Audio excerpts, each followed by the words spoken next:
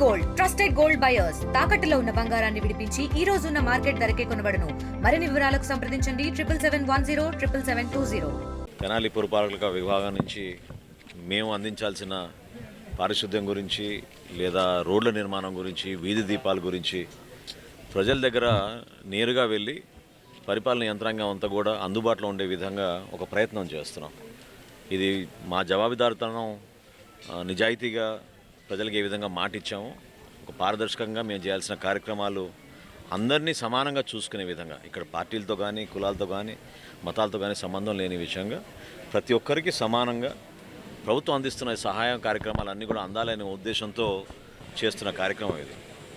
వాస్తవానికి ఈరోజు ఐతానగర్లో పర్యటిస్తున్నప్పుడు ఇంకా చాలామంది పాపం లబ్ధిదారులు ఎవరైతే గతంలో కొంతమంది పెన్షన్లు తొలగించారు, కొంతమందికి ఇవ్వాల్సిన ఇళ్ల పట్టాలు ఈ రోజుకి కూడా వాళ్ళకి ఏ ప్రాంతంలో ఉందో ఏందో వాళ్ళకి చూపించని పరిస్థితి.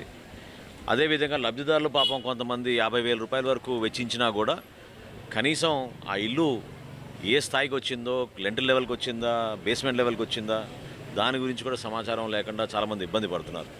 వీటితో పాటు మౌలిక సదుపాయాలు, డ్రైనేజ్ పారే విధంగా, కాలువలు ఇంకా సక్రమంగా మేము శానిటేషన్ పెంచే విధంగా, ఐతానగర్లో ఉన్న పార్క్స్ అన్నింటినీ కూడా ఆధునీకరణ చేసేటట్టు నేను చైర్పర్సన్ గారు కూడా రిక్వెస్ట్ చేశాను. ఇంకా రాబోయే రోజుల్లో అన్ని వార్డులో కూడా ఈ విధంగానే మనం ప్రజల దగ్గరికి వెళ్ళి సమస్యల పరిష్కారం కోసం అక్కడ చిన్న చిన్న అవసరాలు కూడా పాపం చాలామంది ఉన్నారు. కష్టపడి జీవించే మనుషుల్ని ప్రభుత్వం నుంచి అందించాల్సిన సహాయం ఇంకా పూర్తి స్థాయిలో రాలేదు. పొదుపు సంఘాల్లో కొంతమంది ఉన్నారు.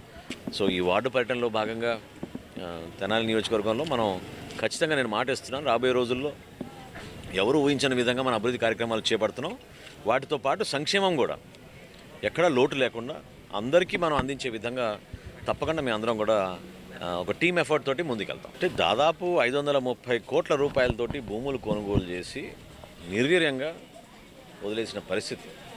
ఎవరికైతే ఆ స్తోమత ఉందో, ఎవరైతే బిలో పావర్టీ లైన్ లేని వాళ్ళు ఉన్నారో వాళ్ళు మాత్రం చక్కగా ఇల్లు కట్టుకున్నారు.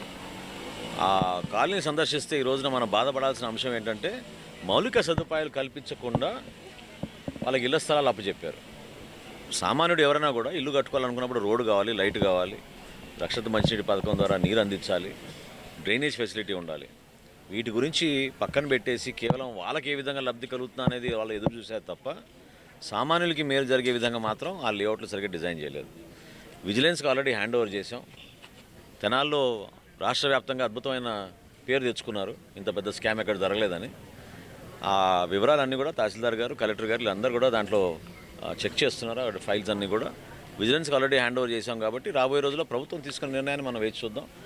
అంతిమంగా మేము కోరేది ఏంటంటే ఎవరైతే ఎదురు చూస్తున్నారో పాపం నిజమైన లబ్ధిదారులు ఎవరైతే ఉన్నారో, అర్హత కలిగిన లబ్ధిదారులు, వాళ్ళకి న్యాయం జరిగే విధంగా ప్రభుత్వం నిలబడాల్సిందే, నిలబడతాం. మరిన్ని వీడియోస్ కోసం ఛానల్ ని సబ్స్క్రైబ్ చేయండి. లేటెస్ట్ అప్డేట్స్ కోసం వాట్సాప్ ఛానల్ ని ఫాలో అవ్వండి. ఆ లింక్ డిస్క్రిప్షన్ లో ఉంది.